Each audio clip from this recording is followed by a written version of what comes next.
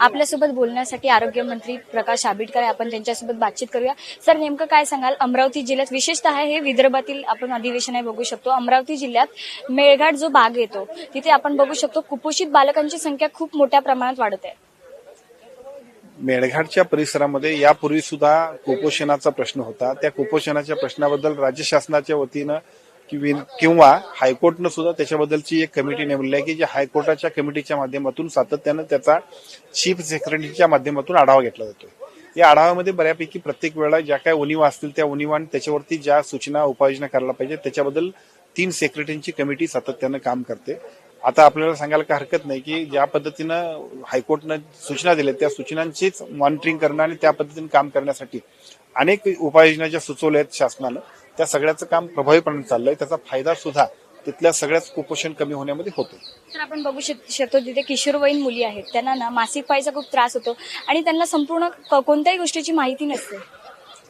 माझी आपल्याला विनंती आहे, विशेषतः आदिवासी बहुल अशा पद्धतीचे जे आदिवासी पाडे आहेत, वाडे आहेत, दुर्दैवाने काही ठिकाणी आपण खूप आता चांगल्या पद्धतीने तुम्ही बघितलं तर पूर्वीपेक्षा कितीतरी प्रमाण चांगलं आहे, पण तरी सुद्धा काही ठिकाणी असं दिसतंय की जिथं अशिक्षितपणा आहे, अज्ञान आहे, अजून सुद्धा माहितीचा अभाव आहे, अशा काही ठिकाणी मात्र या गोष्टी घडत आहेत.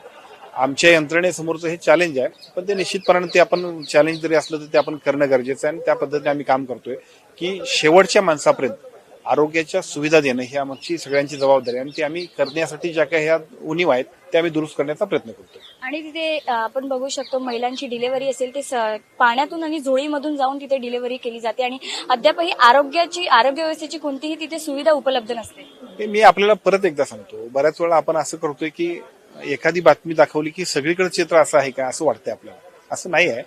एखाद्या ठिकाणी अपवादात्मक गोष्ट असेल पण असली तरी ती सुद्धा दुरुस्त करण्यासाठी आम्ही प्रयत्न करू.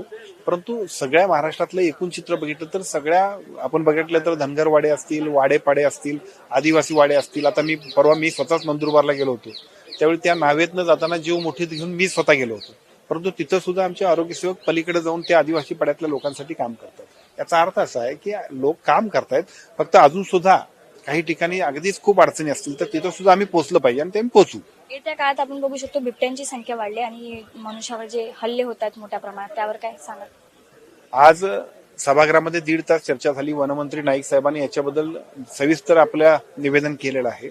राज्य शासनाच्या वतीने एका बाजूला सुप्रीम कोर्ट आणि केंद्र शासनाकडे सुद्धा काही विनंती करणं आणि आपल्या पातळीवरती ज्या काही उपाययोजना करायला पाहिजे ते करण्यासाठी सुद्धा सांगितलेलं आहे. सापळे बसवण्याचा विषय असेल, वेगवेगळ्या पद्धतीचे आणखीन काही निर्णय असतील राज्य शासनाच्या वतीने देण्यासाठी ते दिलेले आहेत. आपल्या सर्वांची जबाबदारी आहे की एका बाजूला जंगली प्राण्यांचं रक्षण व्हायला पाहिजे, पण जंगली प्राणी मानवी वस्तीत घुसल्यानंतर जो काही उपद्रव वाढलाय तो उपद्रव रोखण्यासाठी सुद्धा राज्य शासन कटिबद्ध आहे आणि ते आज निर्णय घेतलेले आहेत. चला, आपल्यासोबत बोलण्यासाठी प्रकाश आंबेडकर होते, आपण त्यांच्याशी बातचीत केली. त्यांनी सांगितलं आहे की कोणत्याही आरोग्याच्या समस्या असतील त्यांचं आम्ही नियोजन करू आणि त्या सोडवण्याचा प्रयत्न करू.